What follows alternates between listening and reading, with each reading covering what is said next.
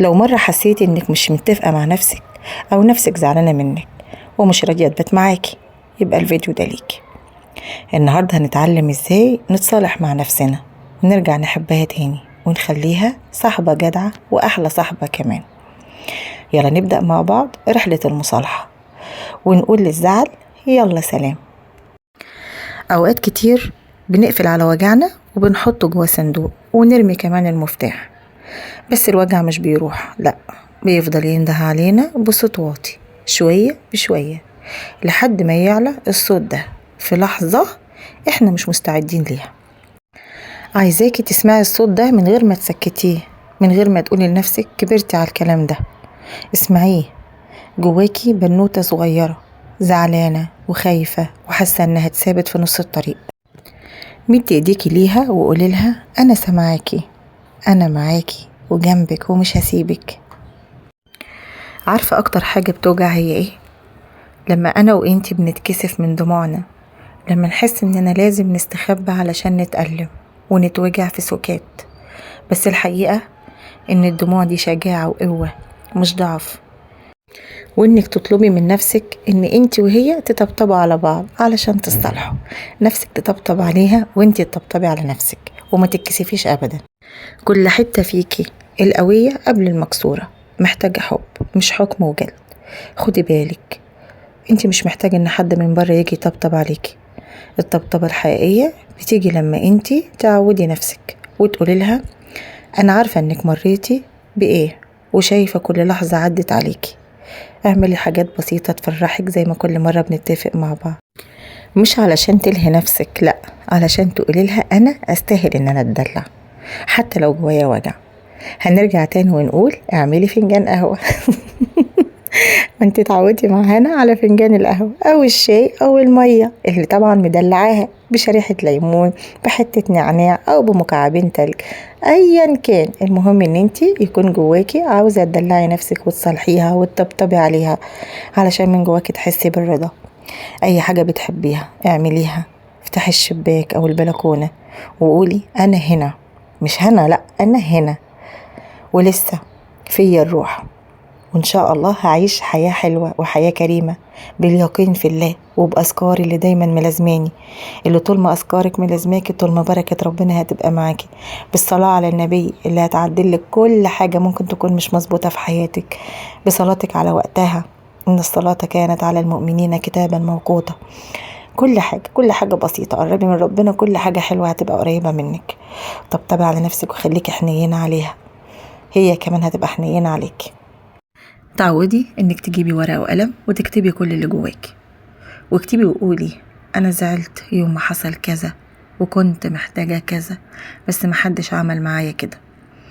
الكتابة هي اللي هتخرج كل اللي جواكي، الكتابة قارب نجاة للأفكار اللي جواكي، كل حرف بيطلع منك هو خطوة ناحيتك انتي، ولما تخلصي اقرأي اللي كتبتيه بصوت هادي وقولي لنفسك أنا أستحق إن أنا أخرج كل اللي جوايا علشان أكون صافية وأكون ست رايقة.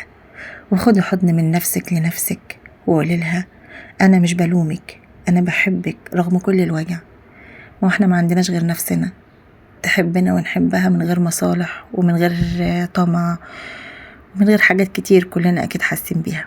وهفضل كل فيديو أقول لكم إن كل الكلام ده بقول لنفسي قبل ما أقوله لكم. أنا بعيش معاكم رحلة إن إحنا نكون ستات رايقة ونصالح نفسنا بجد. عارفة إيه اللي ممكن يهون عليكي؟ إنك تفتكري إنك عديتي ونجوتي من أيام كانت بتخنقك، من لحظات كنتي بتحسي فيها إنك مش هتكملي، من لحظات عدت عليكي وإنتي كنت حاسة إن دي آخر لحظات في الدنيا، أو إن الدنيا مش هتتعدل، أو إن بكرة مش هيبقى حلو. هتلاقيها بعد فترة بقت ذكريات، انت زمانك دلوقتي بتفتكريها معايا وبتضحكي عليها. افتكري ان احنا عدينا بحاجات صعبة جدا اكتر من اللي احنا فيها، والحمد لله وفضل الله اتخطيناها وعديناها. بصي لنفسك النهاردة، انت هنا معايا لسه واقفة حتى لو مهزوزة من جواكي، وده كفاية علشان تقولي لنفسك انا بطلة حتى لو محدش شافني كده. بطلتك اللي جواكي مش بتصرخ، بطلتك بتبكي وتقوم تاني علشان جواها أمل وجواها حسن ظن ويقين في الله إن ربنا معاها في كل يوم، وان الصعب النهاردة هيبقى حلو بكرة، علشان ربنا وعدنا بالفرج. طول ما أذكارنا ملازمانا ربنا هيفرجها علينا وهيهون علينا أي صعب. يمكن اللي جواكي لسه بيوجعك، وده أكيد طبعا، ويمكن مفيش حلول سحرية، بس في حاجة واحدة أكيدة، إنك تستاهلي تتحبي حتى في أسوأ حالاتك. ارضي نفسك النهاردة هتلاقيها رضيت بكرة. ارضي نفسك النهاردة مش علشان تنسي، لأ، علشان تعيشي، مش علشان تبني قوية، لكن علشان ترجعي تحسي إنك موجودة. خدي قرار دلوقتي أهو معايا، وأنا هاخده معاكي، وقولي معايا وأنا بقول لنفسي قبل ما بقولهولك: أنا هستقبل نفسي بحب وإيديا في إيديها، وهبدأ من هنا. بس خليكي فاكرة إنك تصلحي نفسك مش شغل يوم واحد وخلاص هصلح نفسي النهاردة وهزعل بكرة، لأ، دي رحلة هنعيشها أنا وإنتي مع بعض. دي رحلة فيها طلوع ونزول. أهم حاجة تبقي صاحبة نفسك وتديها حب، وتسمعي كل يوم كلام حلو منها وتسمعيها كلام حلو.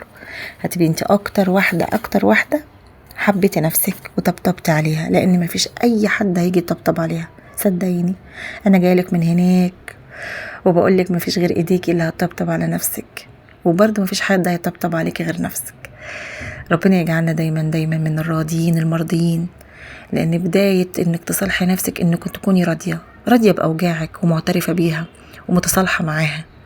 وكل ده بيندرج تحت الرضا، عبادة الرضا لمن يرضى. لما نرضى ربنا هيرضينا والله العظيم.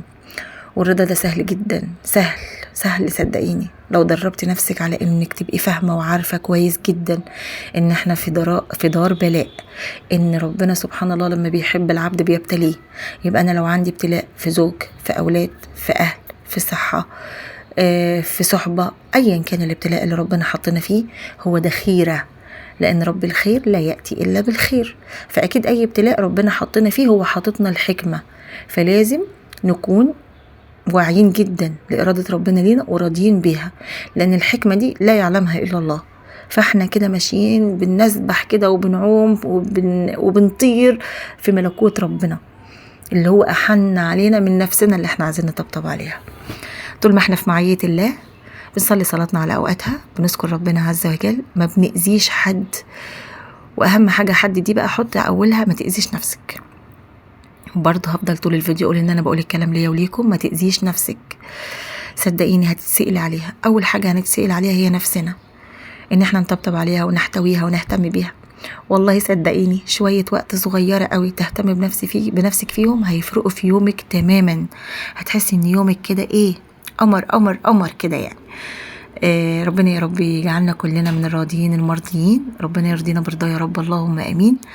وان شاء الله مع بعض هنعيش كلنا كل يوم رحلة جميلة وحلوة نسعد بيها ونتبسط بيها.